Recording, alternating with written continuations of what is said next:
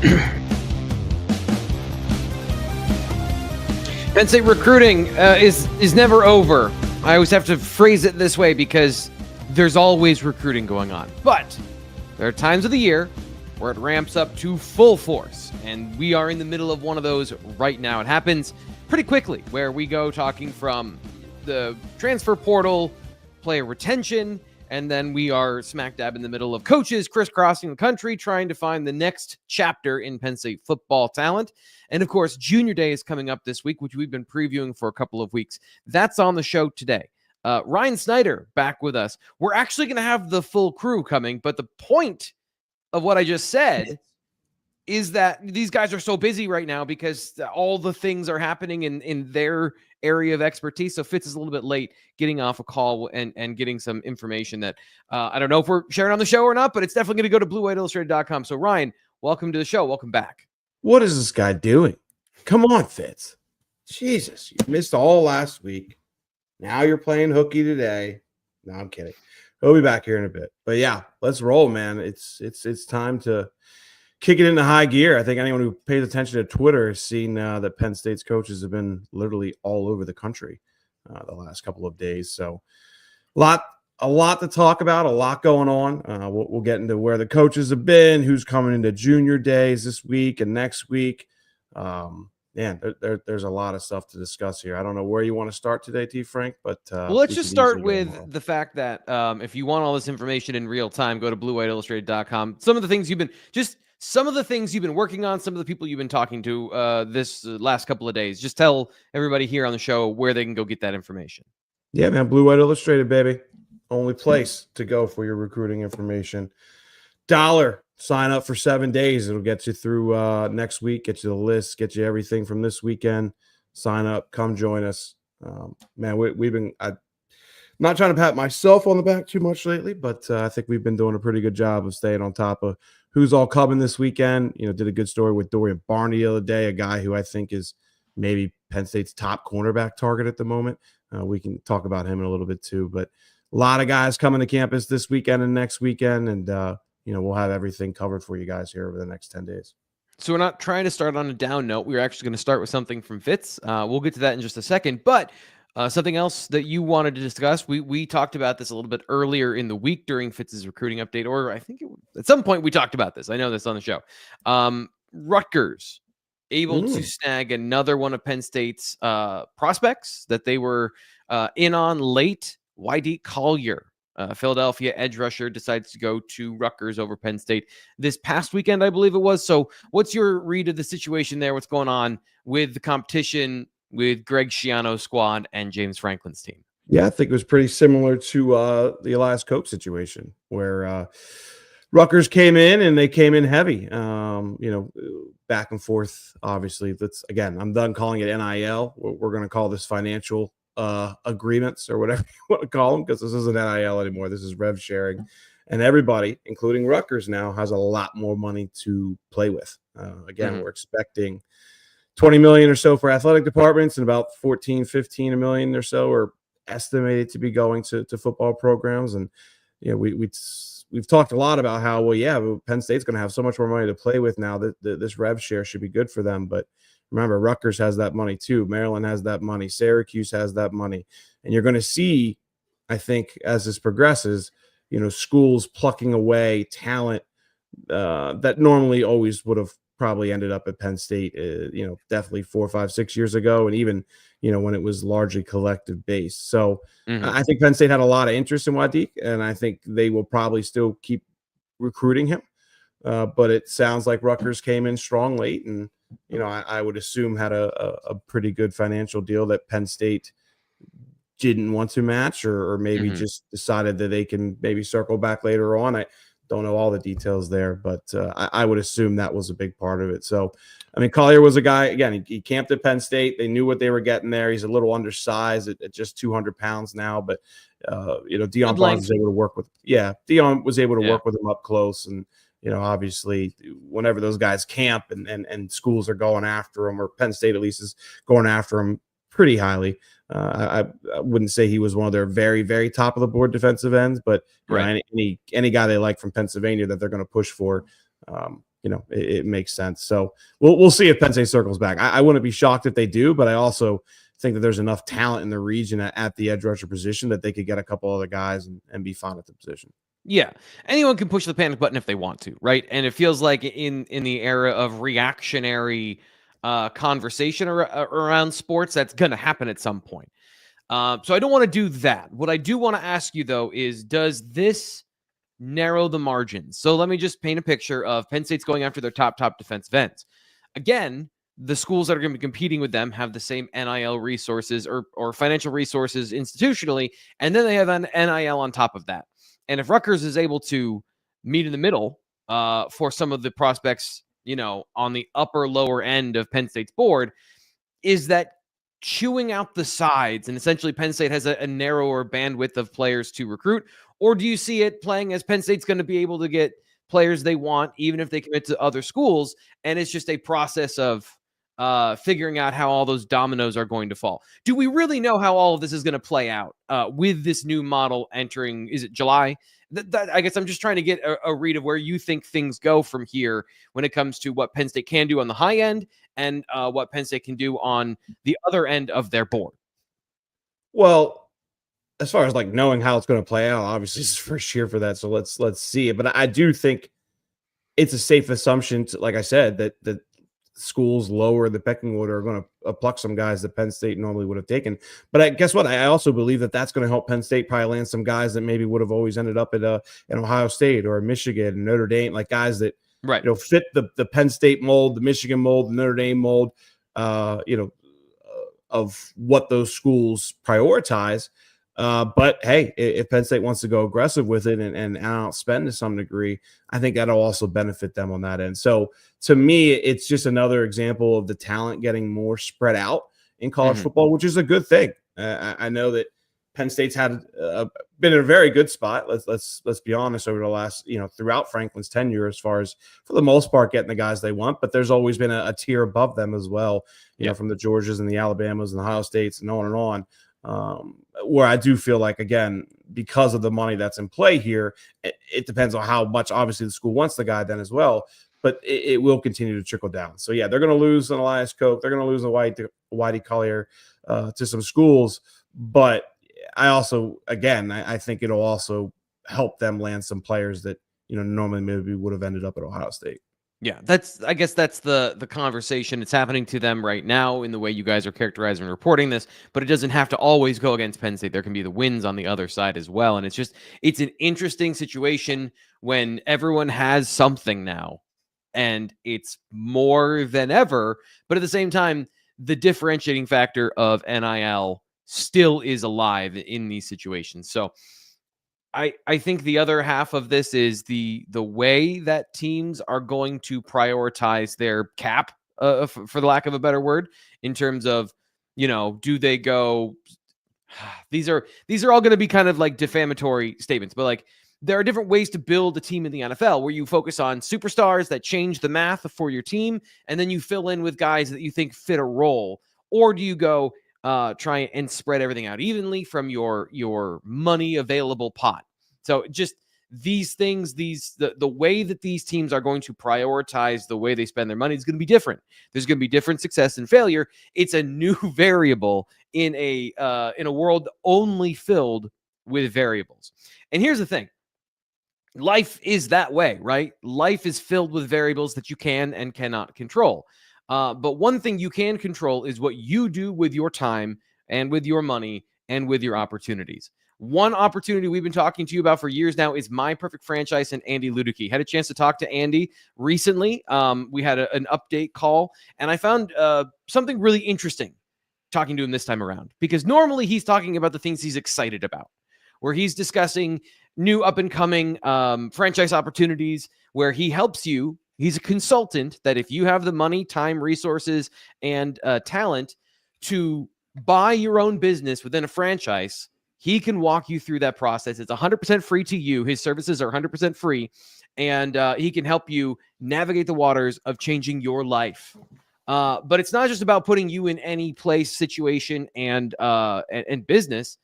This last time he's talking about, like, what's a fad?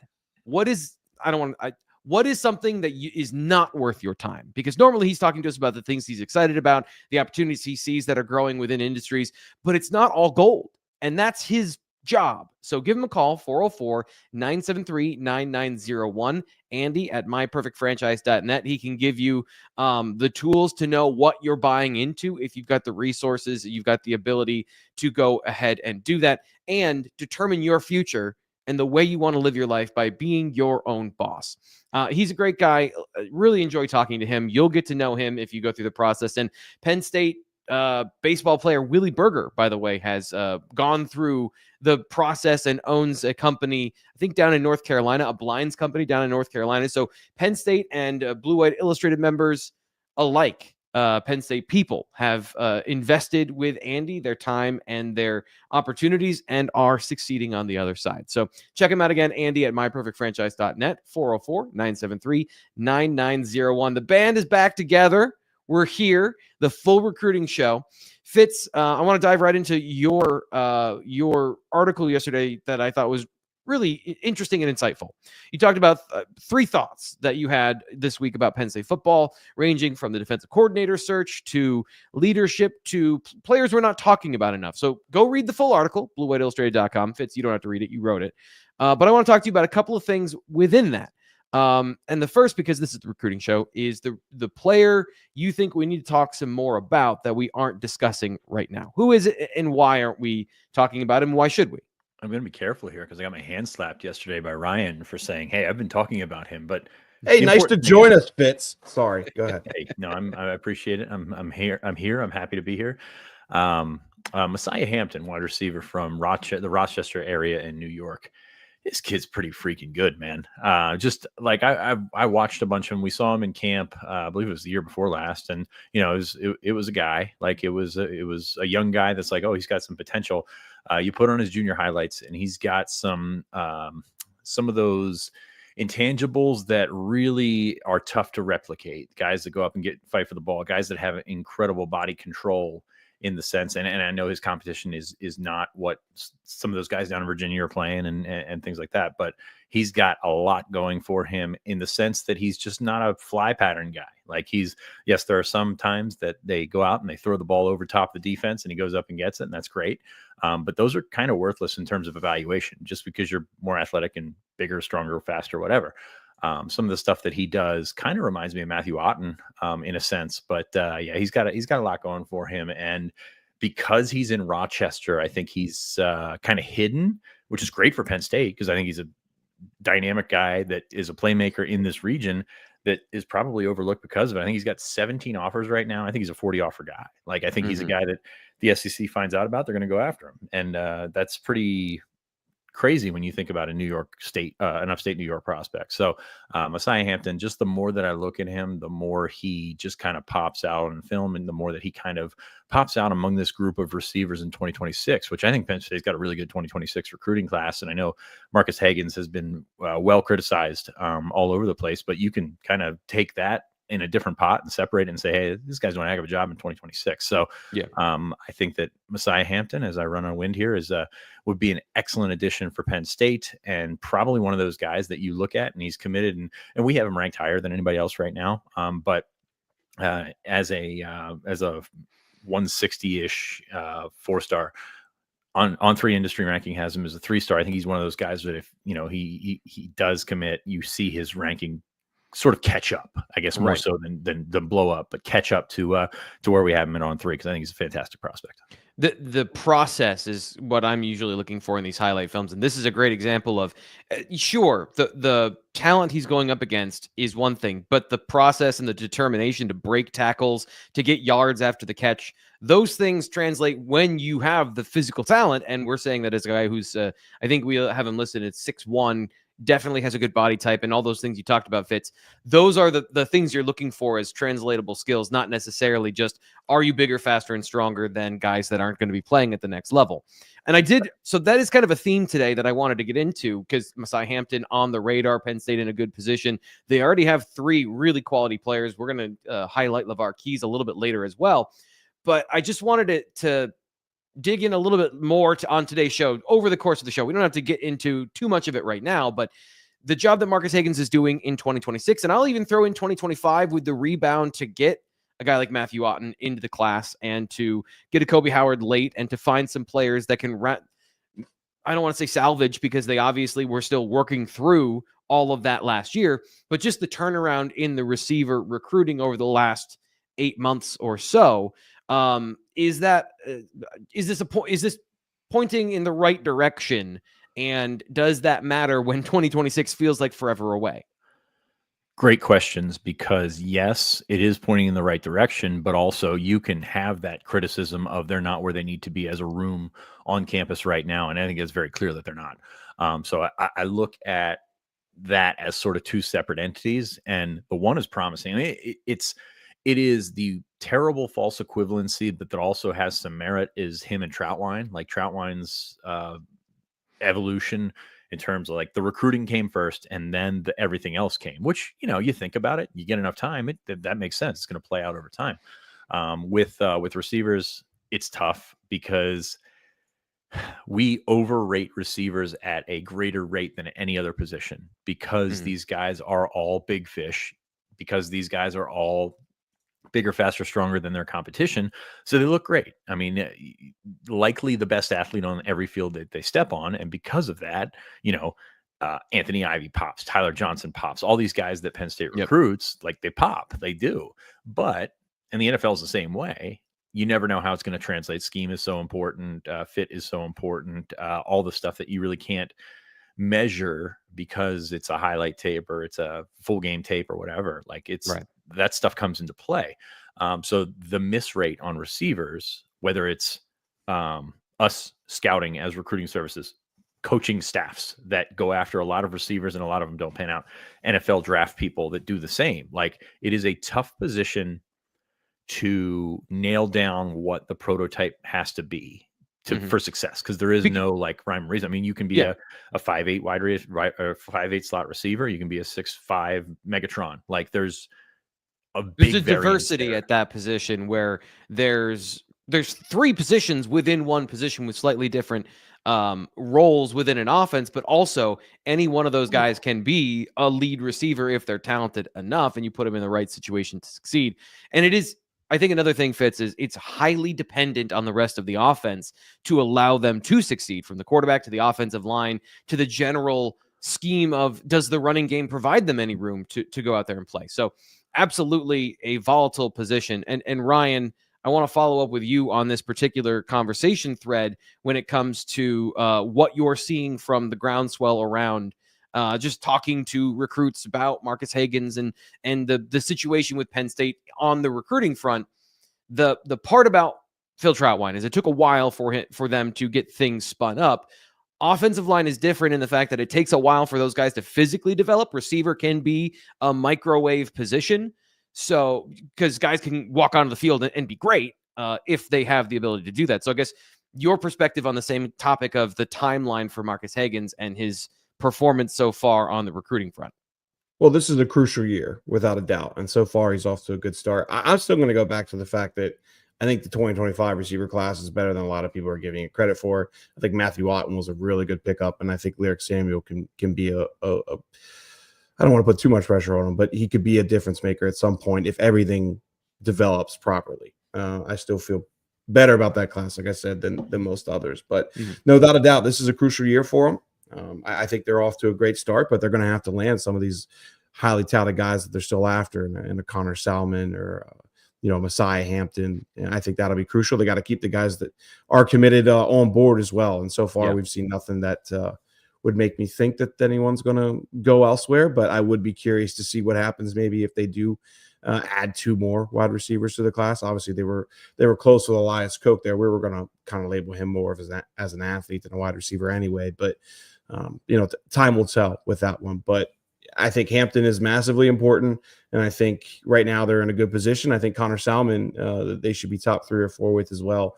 Both of them seem to be standing out, and there's a couple others as well. But got to get this class home. Got to add a few more to it, and give them a little bit of time. But I do feel if Tyseer can make an impact a little bit this year, obviously they bring everything back, so the offense should click, or it should be I would think it should be better than it was this year, and it wasn't that bad this year. Let's clarify that as well. But they got to prove it on the field. They got to show results. Kyron Hudson and Devontae Ross, they got to come in here and make an impact as well, because recruits like to see that. I think that's an important point.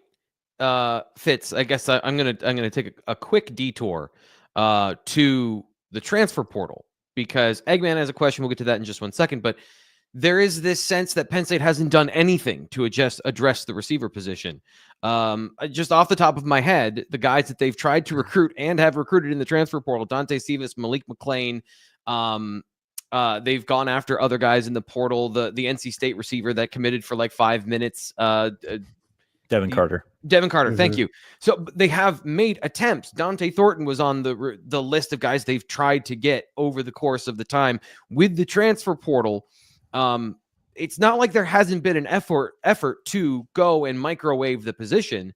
But it is the same problems that you outlined at recruiting receivers from high school is also the reality in the portal, it seems. And it's not just on a Penn State level. You look at the national level, a lot of these guys that come in as potential, there's a lot of schools that are in the same situation. They need weapons, and some of these guys don't deliver.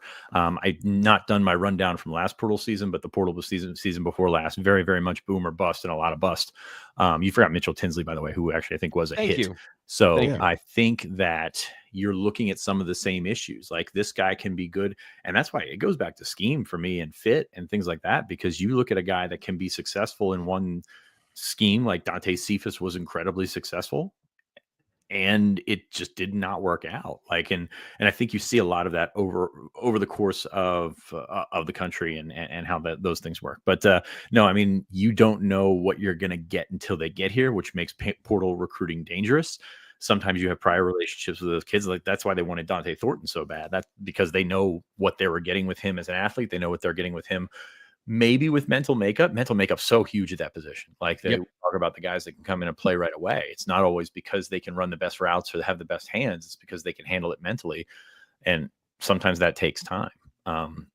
You see Jeremiah Smith, and you see Nick Marsh, and you see these freshmen that do fantastic things, and they're very, very, very much the exception. And you kind of trick yourself into thinking, well, it can happen. It just doesn't happen very often. Just remember, there's usually 3 receivers per team in college football, and there's, let's just say, 70 FBS teams in Power 5.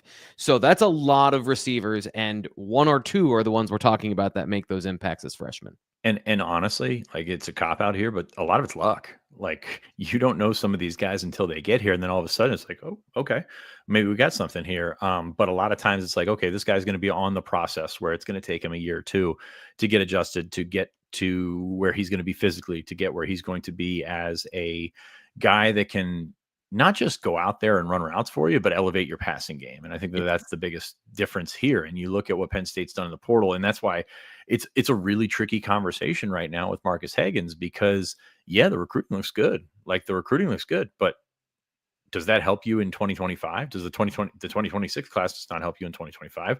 The 2026 class might not help you in 2026. And is he still here by then? Like, that is the question that you look at, because you've got to pass the time with dudes. Like, you've got to pass the time with guys that elevate that position, elevate that passing game. And right now you're looking at it and you're just like, I mean, you got to get there somehow. And the portal is the quick fix, but it's also not a lot of times. Eggman has this question here in the chat. He's going back, talking about the transfer portal. How good might these 2 A&M transfers be? They were highly rated recruits out of high school. So TJ Shanahan, offensive lineman, and then Anai White at defensive end, joining the Nittany Lions through the transfer portal. Fitz, will come back to you because I know you do more portal stuff on this front. So what do you think of those 2 guys from their fit and their 2025 projection at the very least? Because I think that's what most people want out of portal prospects. Yeah, you want that immediate impact. I'm not sure either of these guys are it. You look at Anai White's trending from guy who plays a true freshman at Texas A&M, then he got hurt. Unfortunate timing on that one.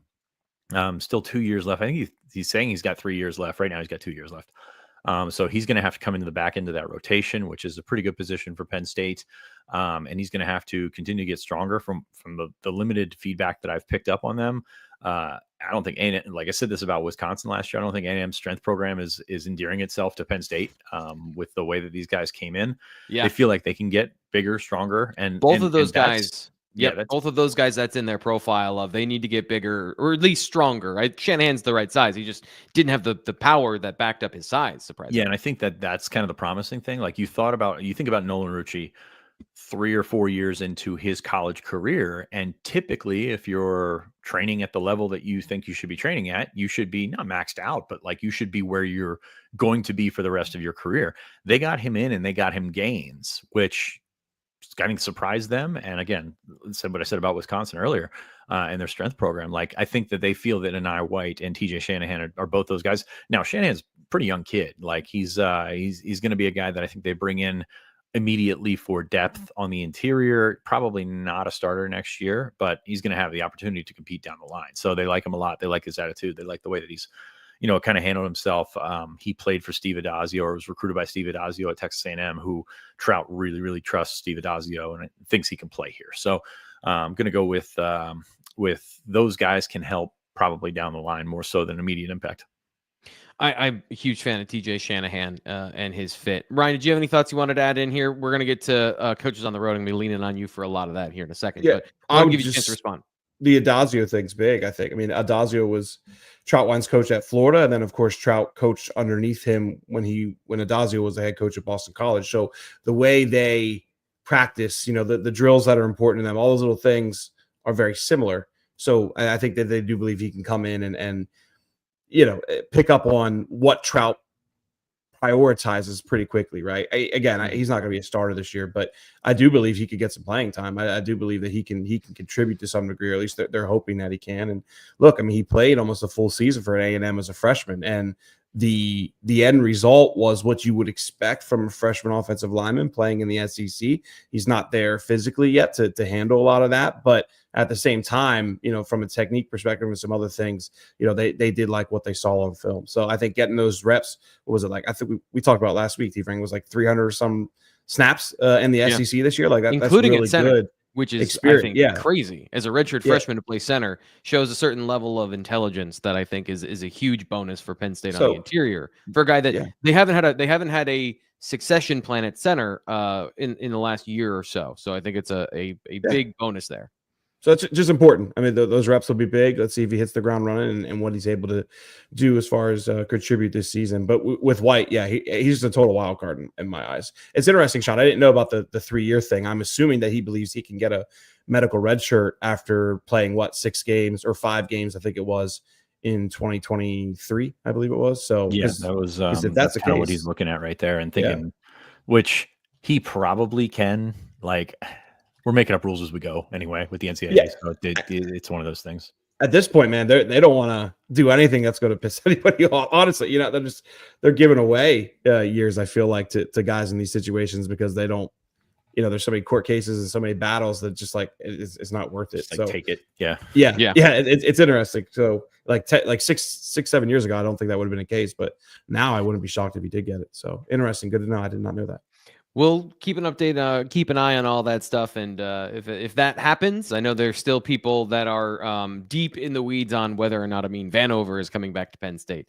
So it's not just in the future that these lawsuits or these exemptions might come. Sure. It's people are hoping for it in 10 minutes or so.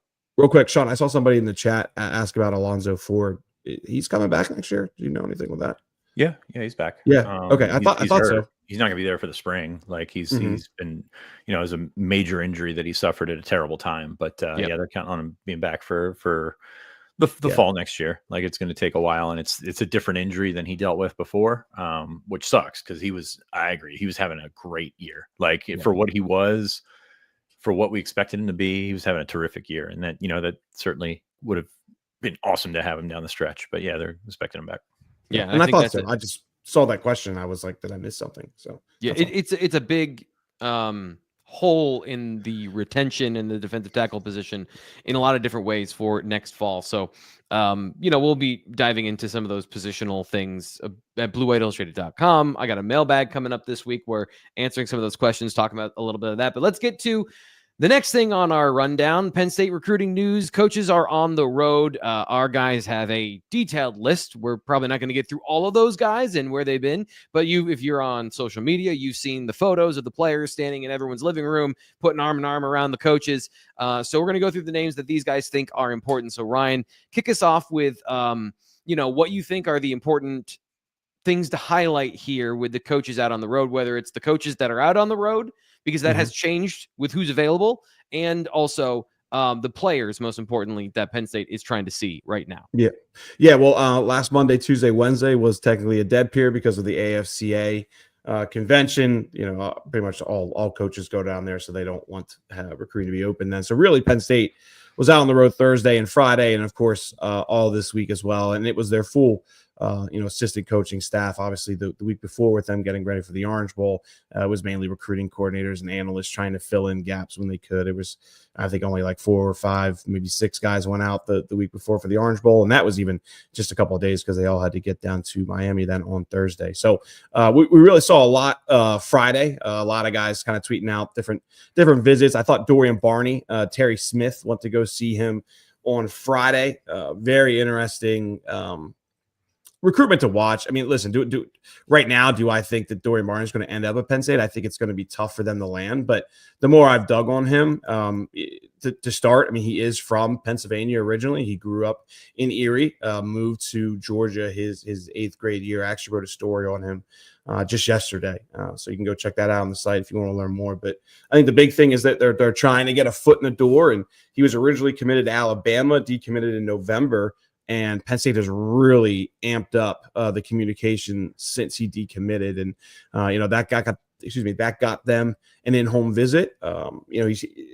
Barney speaks incredibly highly of Terry Smith, but he hasn't visited Penn State yet. He's never even been to Penn State, so even when he did live in the area, he's never been on campus. And there aren't any real ties to Western PA 7-on-7 scene or anything like that Penn State's familiar with. So I was wondering if there were some connections there, and that was a big reason why I reached out to him, but there's not much. So I think the big thing right now is Penn State's trending in the right direction. Are they going to crack his top 5, maybe get official visits down the road?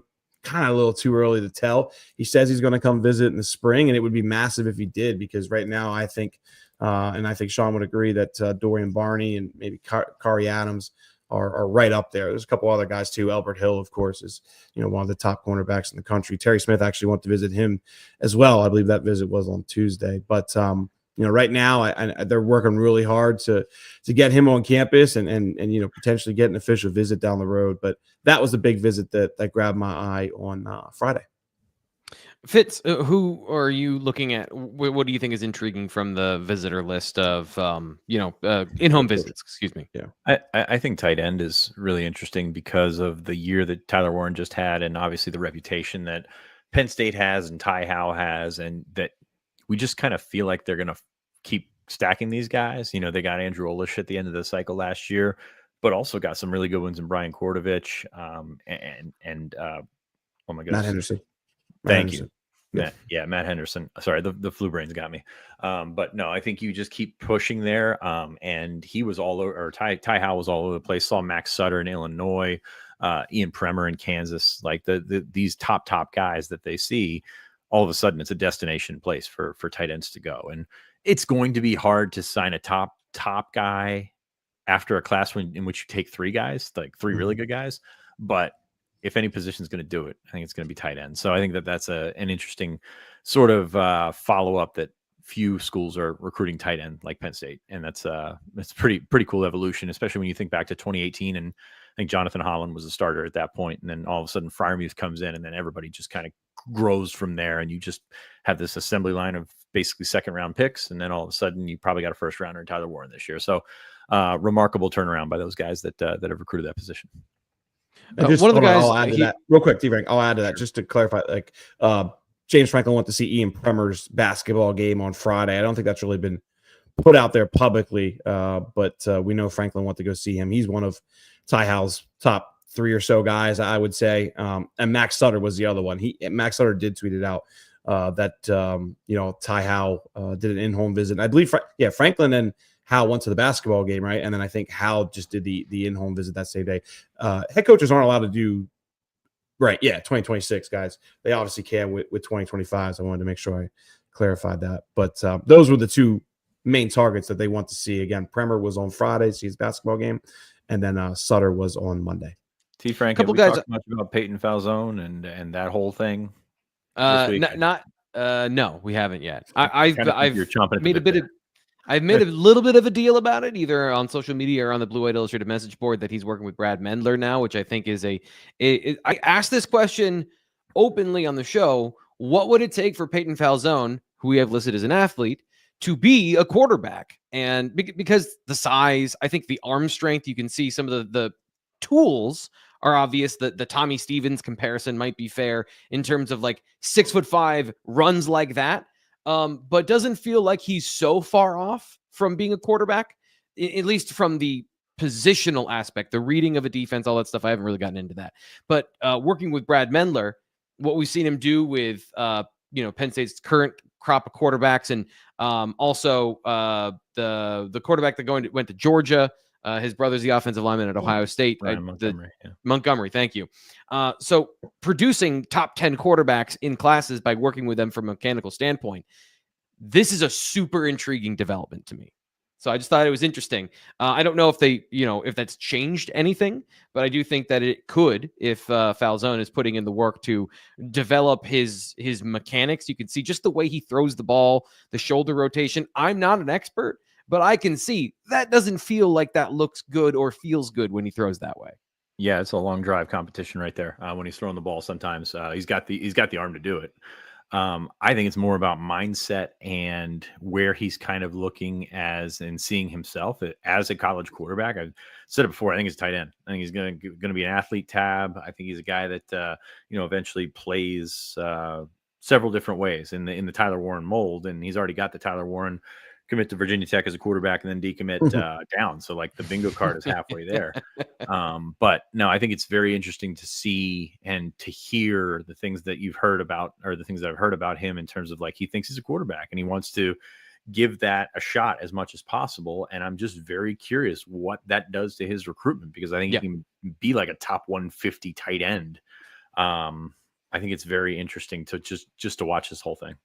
Can I add something real quick? Sure. It's more so. What's crazy to me is it's 6-hour drive from Nazareth to Cleveland. How many times is he going to be able to do this? It's a 12-hour round trip in one day. It was very interesting to me that he did that twice in 10 days or so. I'm just very curious to see how often he does these workouts, because that is a very difficult trip to work with someone for a couple hours. Yeah, I think Fitz's point. That's, I guess, the part that I'm intrigued by, as well as the mentality, the willingness to go the literal distance to try and be a quarterback. And if he puts the work in, I'm not ruling, I guess in my mind, I'm not ruling it out. It Fitz. I think the odds are absolutely correct that he ends up being a tight end and an athlete tab. But if he's fanatically dedicated to becoming a quarterback and fixes mechanics, who knows? He's at least doing all the things, exhausting all the resources to try and make that happen.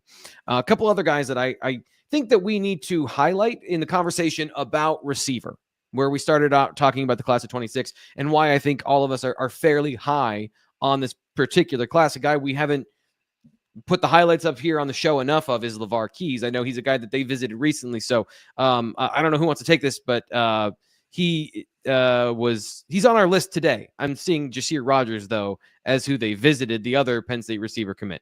What do you guys think of the two that they have here with Rogers and Keys? Go ahead, Sean.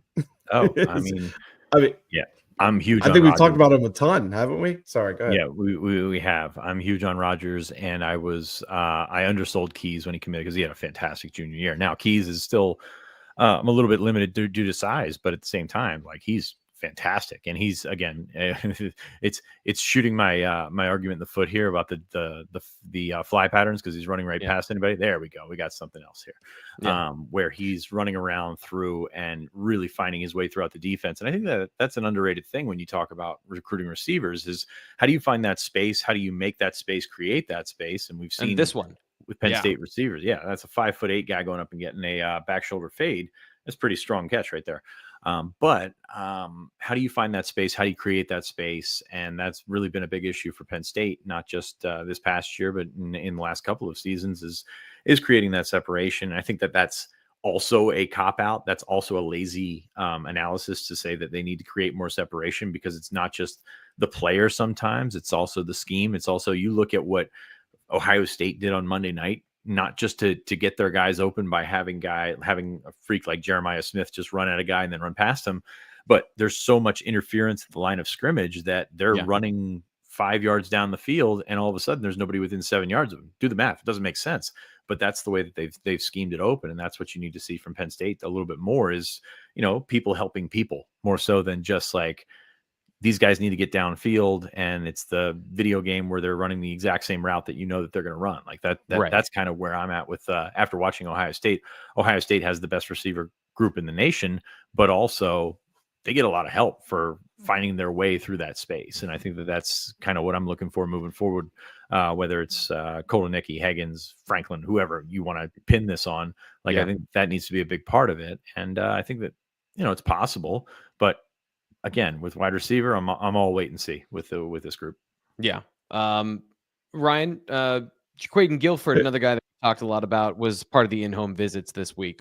Just give us a little run for people that are new on who Jaquaden Guilford is. I mean, they're going to go visit all their commits. I mean, to me, like, that's not anything special. I mean, they're going to always do that. I mean, Guilford camped at Penn State, guy that they've been really pushing for incredibly hard ever since he camped. Ran really well. Ohio State offered, but Penn State did a great job of just kind of getting the foot in the door early and then getting him back on campus for a visit. To me, other than that, I mean, I don't really think the commits are like too newsworthy, honestly.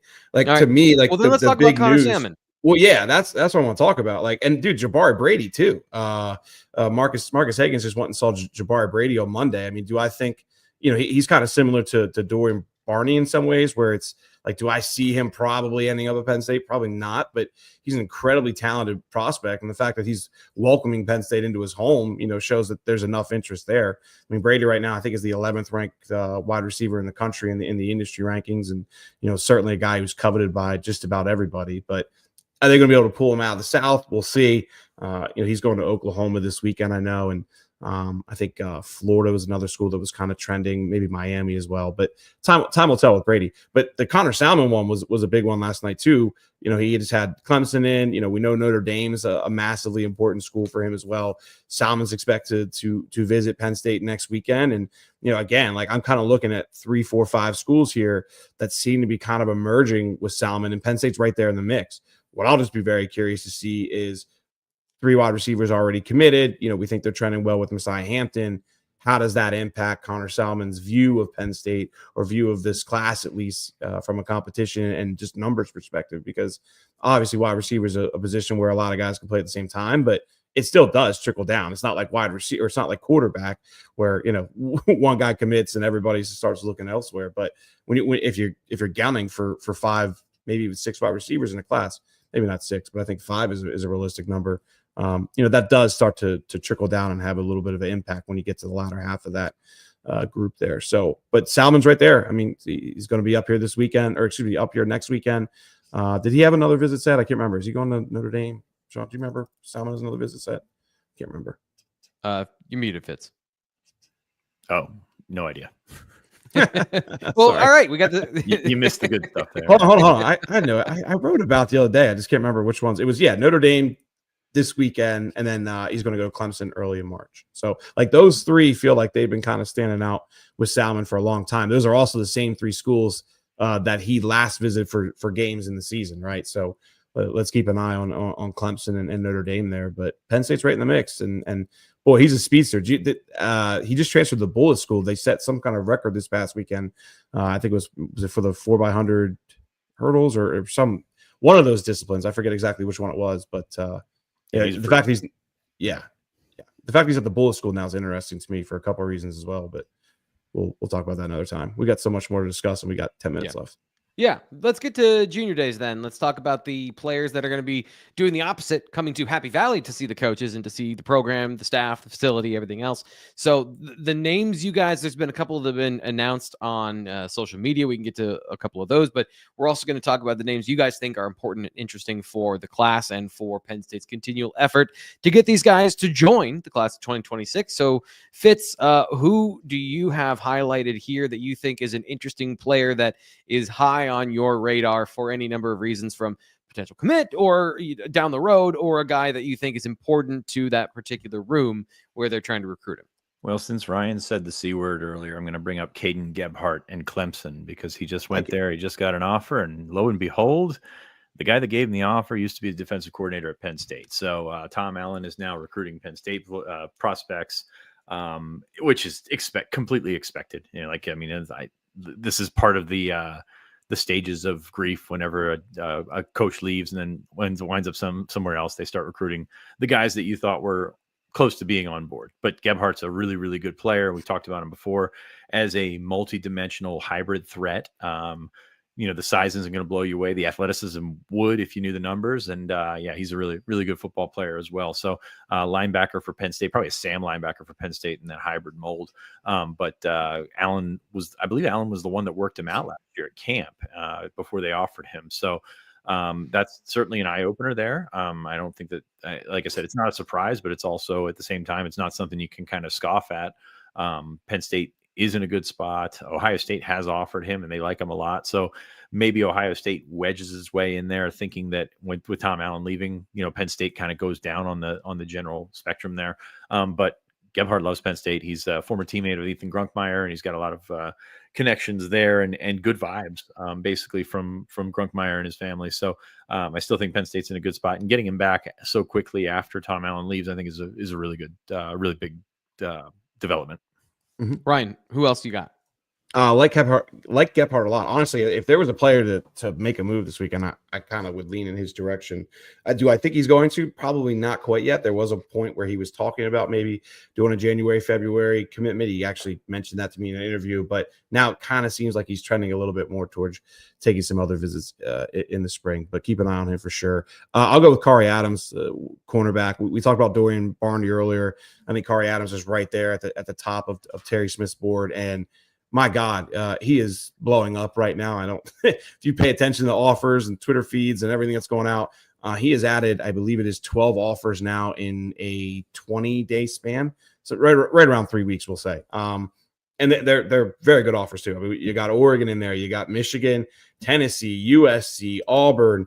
I believe those are the key ones. LSU, NC State, Georgia Tech, a couple. Yeah, LSU was in December. I'm just talking about the ones that were more recent. But don't get me wrong. I mean, LSU is a great one too, and that wasn't that long ago.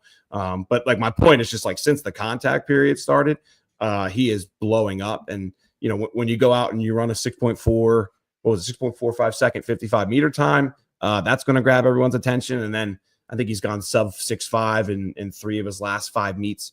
So he's consistently putting up some really good track times right now. And obviously, if you look at it, just comparing his sophomore film to his junior film, he made a lot of progress on the field as well this season. But the main thing that's interesting here is I feel like Penn State has been in a very good position with Adams.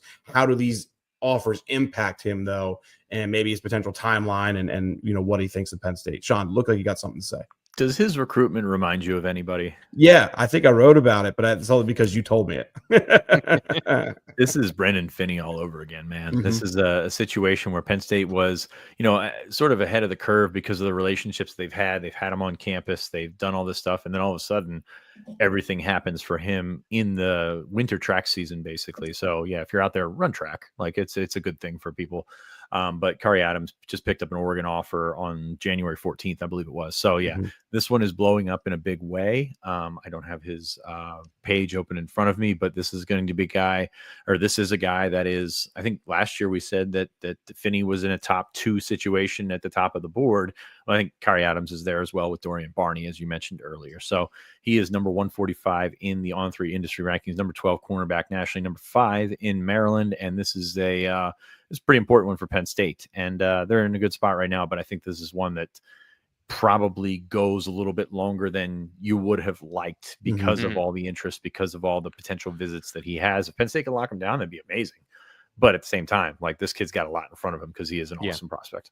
Yeah, and personality, fit, all those things also are part of the recruiting process, and nothing is 1-to-1, but the timeline certainly feels even 6'1" with the ability to run that fast. That is very, very valuable. Dex and Terry Smith did an in-home visit with him on Monday, by the way. The next name, Nick Abrams, speaking of McDonough, was a guy that you guys have coming this weekend. I love me some fast linebackers. Anybody who's got the length and speed like Nick Abrams shoots the top of the priority list in terms of his ability to fit at the next level. So I guess in the spirit of Brandon Finney, is this one that you guys think, with the relationships and with the proximity, that they could get across the line sooner rather than later? Or is he another guy that's going to blow up linebacker, albeit different than corner, when you're running as fast as a guy like Kyrie Adams? You or me, Sean? Don't matter. I'll go with it. There's a lot of linebackers out there. So like it's a little bit different when you're looking at the special skill set of a guy like Finney, who's got the length and has got the speed, or Kyrie Adams, who's got the length and got the speed. There's not as many of those guys walking around. So you look at Nick Abrams, and it's, how is he different than a lot of the other guys? And he's a fantastic prospect, don't get me wrong, but how different is he than Matthew Canoe, who's going to visit this weekend? So I've got linebacker, and Penn State fans hate it. I've got linebacker, is a not dime a dozen position, but like a position where you can find a lot of guys. So, so these guys kind of all are lumped together for me, but Abrams is fantastic.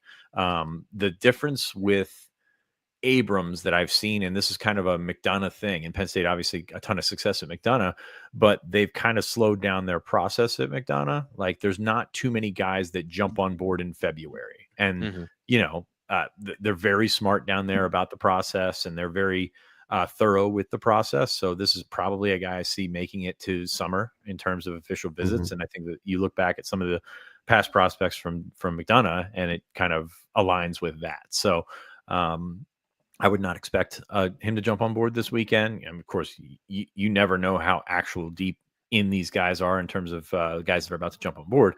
But you look at Nick Abrams, and he's a guy that I think will probably pop up this summer for an official visit, and that's fine. I mean, you gotta think most of these kids that we're talking about right now are kind of in the same boat. But I think it's just, you see Penn State, you see McDonough, you see a defensive prospect, and you think, okay, well, this may be one that you can wrap up soon.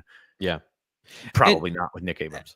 And one that I think, to your point, linebacker, there's a lot of guys that can play linebacker, but a guy who obviously fits at the next level, I guess, is where I was driving at with a guy like Abrams, who has the length and the movement skills and is 210 already. So you feel like the frame is going to be Big Ten, Penn State quality frame as a defender. So there isn't, maybe with some of the guys we've talked about from McDonough, there is maybe like, okay, he's a really good football player. They produce really smart, really well-rounded athletes, but is he going to make a difference in the Penn State room that he goes to? This guy feels like he meets that threshold. So those, I think, are the kind of the texture around that particular conversation. Ryan, let me get one. You got something? I was going to go to Jaziel Hart because I know you want to talk about him, but what do you got? Well, actually, I want to talk about Travis Johnson next if I can. But sure. The one thing with Abrams too is kind of like he's not on the same level as Kari blowing up in the last couple of weeks, but he's actually not that far off. He's had 8 offers in 2 weeks. And Alabama and Georgia and USC are among them. So he's taking off as well right now. And just another guy that, let's see, where he's at here at the end of January, because he's got another week of schools coming in. I wouldn't be shocked at all if he's able to add a handful more to that as well. It's kind of like Chris Jones a couple years ago, if that makes sense. Like, he was one of those guys whose offer list was good, and then it kind of went to the next level over the winter, and then he ended up at Georgia, I believe it was. So you've got that. But I just think linebacker is interesting because you've got a lot of opportunities, a lot of guys in the region. Beyond those guys, I mentioned Matthew Canoe, Terry Wiggins at Coatesville, a really good prospect, I think. Even guys that are maybe, I don't want to label them down the board, but like Charles Belzer at Imatap, Kobe Sarkodie in Maryland. You've got a lot of options out there, and I think that they'll be okay at that spot. It's just a matter of finding it. And they always bring in these out of, they always bring in the 2 or 3 kids from Florida for official visits as well. So guys will come in from off the radar. Yeah, and they'll bring in guys that are labeled a linebacker but might end up as an edge rusher or might play both, because that also is where Penn State is. That's in their wheelhouse, it seems. So you wanted to get to Travis Johnson, Ryan. Receiver, man, come on. I mean, everybody, that's the topic everybody always wants to talk about. But I think Travis Johnson getting back on campus is pretty important this weekend. I think he was last visit for the UCLA game, I want to say. Obviously, his family has really strong ties to West Virginia. We've talked about it at least a little bit. I don't know if everybody knows that, but his brother is currently on the roster. His dad played there in the early 2000s. I'm not sure if he played for Rich Rod. I'd have to look that up. I assume he would. I think was Rich Rod there like 02 to 07, something like that. So I'm just curious to see how that Rich Rod coming back there, how that impacts some things. But South Carolina, Virginia Tech, Michigan, West Virginia, I believe, were the visits he took during the season, and of course with Penn State as well. But Travis had a pretty good season. He had a really good Under Armour camp too back in May. Ran a 4.55, I believe it was, and those are laser time too. And anyone knows Under Armour 40s. That's great. Yeah, he's got to put on some weight too. He's only like 170 something at the time, but just anyone who knows how Under Armour laser time 40s work, like a 4.55 there is probably one of the best ones of that day. If he's running at Penn State, that's probably like a 4.4 something. Considering hand time and all that kind of stuff. But just getting him back, I think, is important again, because you got 3 wide receivers committed. You got a handful of guys that seem very interested in Penn State. We're getting to a point here where they can apply a little bit of pressure. I don't know how much it's going to result in immediate commitments, but they have the fact that they have those commitments there. They can kind of nudge a little bit. So I'll just be curious to see where they're at with Travis Johnson here in the coming weeks. We got some people in the chat were having a conversation about Ryan Tannehill timelines. That one caught me off guard. Okay. Do you want to end with Peter Bork? Because I know he's Fitz. I know he's your guy. He's a big name to know for the distant future in 2027. Yeah, if you look at Penn State's quarterback recruiting, it's pretty much wrapped up in 2026. They're still looking at some versatile guys. We talked about Falzone a little bit earlier. There's a couple other guys that are maybe fit that athlete mold, so kind of get a loophole in there. So if you want to add a second quarterback that way, you can do it. But 2027, full steam ahead on guys like Peter Bork, Brady Edmonds, who was the original top target committed to Ohio State out in California, but Bork has been sort of right there for the long haul. He came to camp last year, did a really good job. Penn State offered, and they've kept up with him. He says no relation to Ray Bork, which is always the first question that I get with Peter Bork. But big, tall, athletic kid that he's a pretty good prospect. Top 100 by On3, top 100 by the On3 industry rankings. Penn State sent a bunch of coaches to his school this week, and pretty indicative of the interest level that they have. I will say it's still really, really early for 2027 quarterbacks and development. And there's going to be guys that eventually end up passing Bork and other quarterbacks that are highly ranked early. But at the same time, you had this kid in camp. You've seen what he can do. You know the athletic parameters that he's working with. And I think that there's a lot to like there. So I would, again, 2027 commits, way too early to talk about that. But at the same time, Penn State has put a lot of work into Bork very early. But also, Sean, people, let's not hold on real quick. I mean, these 2027 dominoes are going to start falling in like 6 months. I know. I hate it so much. It is what it is. I know. I'm trying to talk myself out of it because I don't want to think about it, because these kids are very, very young still. But there's still evaluation to go. That's usually after the spring evaluation period where coaches get out on the road and they get to see a bunch of guys throw. And Danny O'Brien's been all over the place. He's on the road for Penn State right now. But yeah, I think that you keep going back to Bork and you take a look at the logical logistics of things, and he makes a lot of sense for Penn State. I hate manifesting a 2027 commit already.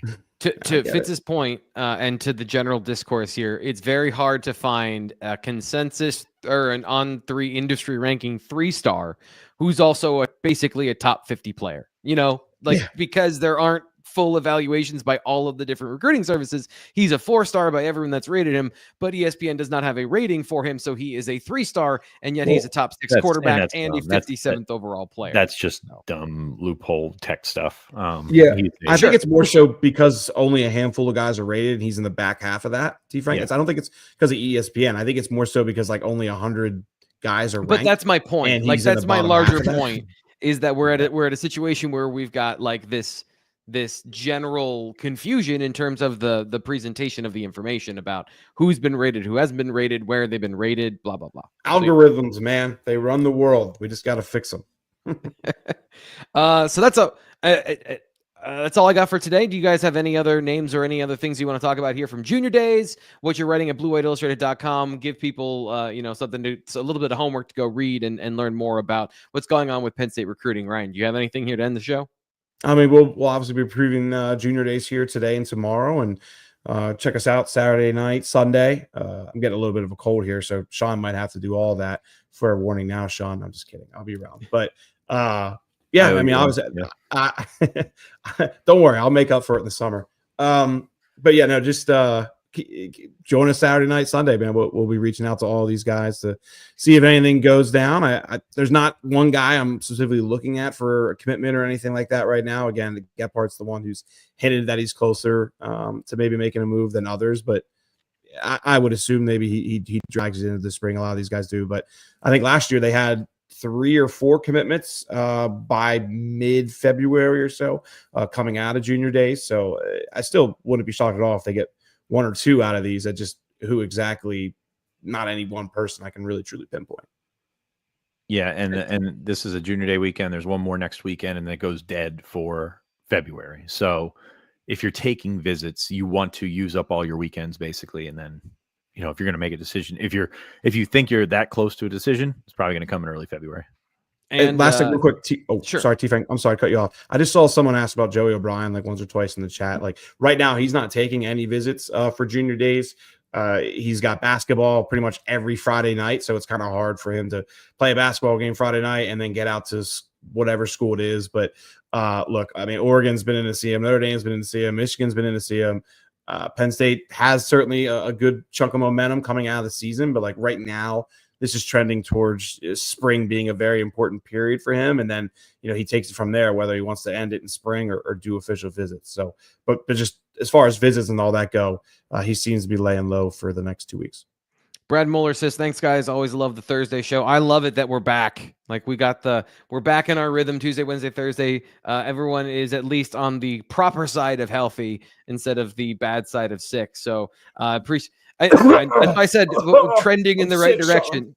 You're like the receiver position. You're trending in the right direction, Fitz, and you made it through the show. Appreciate you. Excellent use of the cough button, by the way. Like a highly underrated aspect of this job is just not putting sounds on that don't need to be there. Yeah, I got one that slipped through the cracks there, and I apologize for that. But yeah, other than that, I mean, it's been on a lot. I don't know if you can. I don't know if people can see the mute button when it goes live, but it's been well used today. So thank you.